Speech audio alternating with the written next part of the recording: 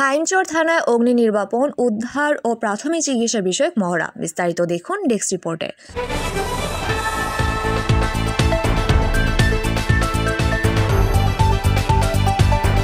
দুর্ঘটনা দুর্যোগে সবার পাশে সবার আগে, এই স্লোগানকে সামনে রেখে চাঁদপুরের হাইমচর থানায় অগ্নি নির্বাপন, উদ্ধার ও প্রাথমিক চিকিৎসা বিষয়ক মহড়া অনুষ্ঠিত হয়েছে।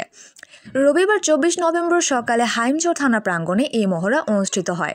চাঁদপুর পুলিশ সুপার মোহাম্মদ আব্দুর রকিবের সার্বিক নির্দেশনায় অফিসার ইনচার্জ মোহাম্মদ মহিউদ্দিন সুমনের তত্ত্বাবধানে ফায়ার সার্ভিস ও সিভিল ডিফেন্স স্টেশন অফিসার ভারপ্রাপ্ত মোহাম্মদ রতন শেখের নেতৃত্বে ফায়ার সার্ভিস ও সিভিল ডিফেন্সের একটি দল থানায় কর্মরত সব অফিসার ও ফোর্সদের জরুরি মুহূর্তে অগ্নি নির্বাপন, উদ্ধার ও প্রাথমিক চিকিৎসা সংক্রান্তে করণীয় সম্পর্কে বেশ কিছু গুরুত্বপূর্ণ দিক নির্দেশনাবলী প্রদান করেন।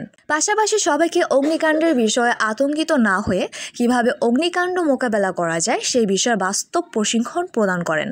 এই সময় উপস্থিত ছিলেন থানা সাব ইন্সপেক্টর সমীর, জহিরুল ইসলাম, রুবেল সর্দার, আশরাফুল সহ থানা পুলিশ ও ফায়ার সার্ভিস সিভিল ডিফেন্স সদস্যবৃন্দ।